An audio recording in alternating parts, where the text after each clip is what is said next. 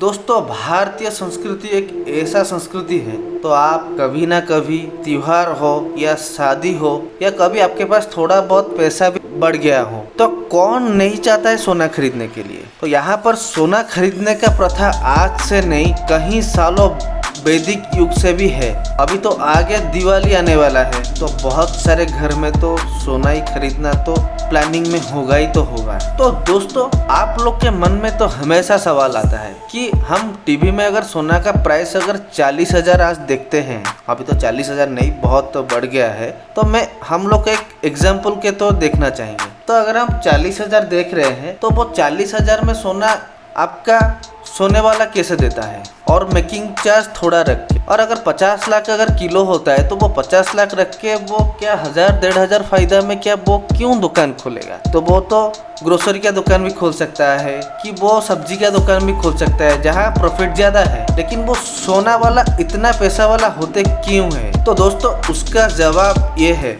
सोनार के पास सोनार तो वो कहने के लिए वो सरकार के जो रेट होता है वो उसमें से आपको सोना देता है, उसी रेट में आपको सोना बेचता है, लेकिन उसके पास बहुत ऐसा तरीका है जिनमें से वो लोगों को ठग के बहुत सारे पैसा बनाते हैं। तो सोना खरीदने का शौक तो सभी को है, लेकिन सोने खरीदने का जानकारी हर किसी को नहीं है। तो आज की वीडियो आप कैसे सोना खरीदेंगे और कैसे आप ना ठगे, तो वीडियो को अंत तक जरूर रहिएगा।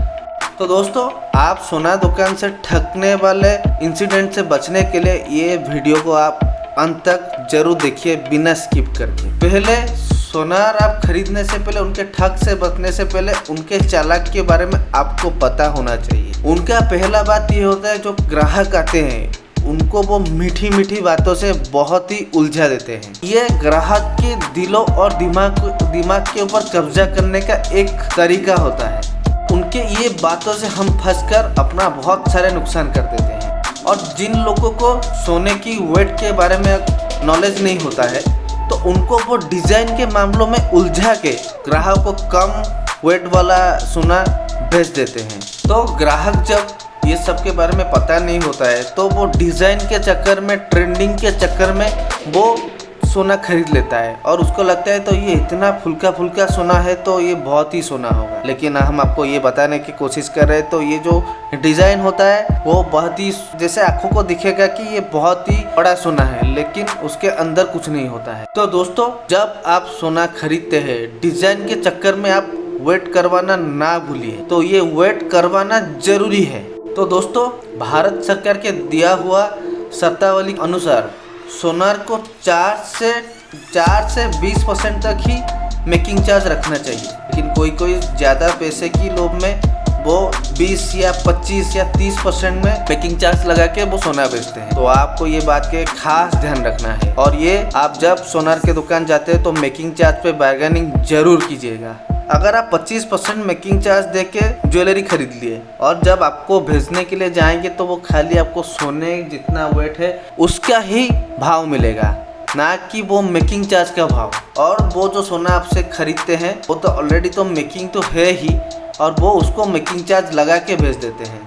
दोस्तों, सबसे वेट के बाद तो हम बोल दिए, और एक चीज़ सोने में देखना चाहिए वो है प्योरिटी। तो दोस्तों, अक्सर क्या सोनार दुकान लोग सब ग्राहक को भेजने के लिए वो बोल देते हैं कि ये हमारा जो सोना है वो 24 कैरेट का है, लेकिन आपको हम बोल देना चाहते हैं कि 24 कैरेट धोना ये सब झूठ है, क्योंकि 24 कैरेट सोना में ऑर्नामेंट बन ही नहीं पाएगा, क्योंकि 24 कैरेट जो सोना होता है वो बिस्किट और सॉलिड आइटम में ही बनता है उसमें से, क्योंकि ये बहुत ही नरम होता है। तो इसमें से आप अगर सोने की अंगूठी बनाते हैं तो वो आप थोड़ा प्रेशर में वो ख़राब हो सकता है।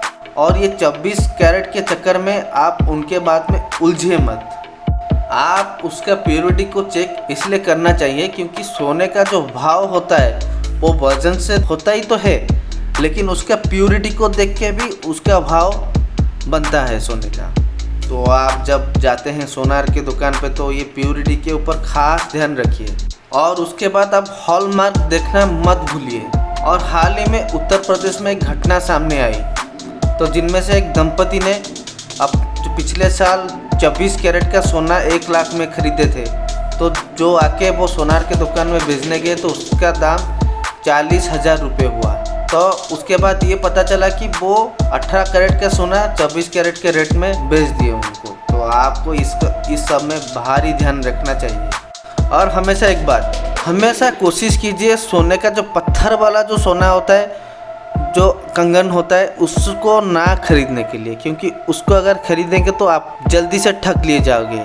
ज़्यादा से ज़्यादा अगर आप कोशिश करेंगे तो बिना स्टोन वाला कंगन हो या ऑर्नामेंट हम खरीदें। और अगर भी आप पत्थर वाला कोई भी चीज़ अगर खरीद रहे हैं तो उनको बोलिए सोने और पत्थर का वजन अलग अलग करें। इस तरीके से क्या होता है कि सोनार वाला वो अपना स्टोन और सोने को एक साथ वजन करके वो सोने का वजन के हिसाब से ही आपको प्राइस लगाता है।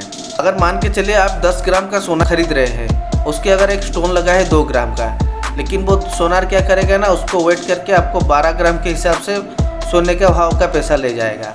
अगर 1 ग्राम का सोने का भाव अगर 100 रुपया है मान के चलिए, अगर एक वो जो स्टोन है वो 5 रुपया का है, तो वो 100 रुपये के हिसाब से 2 ग्राम के एक्स्ट्रा के हिसाब से वो आपसे 200 रुपया ले लेगा, कहीं गुना ज़्यादा वो आपसे ले लेगा। तो आप ये सब चीज़ को ध्यान ज़रूर रखिए। तो दोस्तों, आप हम लोग का जितना चीज़ बोले ये सबको ध्यान में रखते हुए आप सोना खरीदिए, वरना हो सकता है आपको बहुत बड़ा घाटा।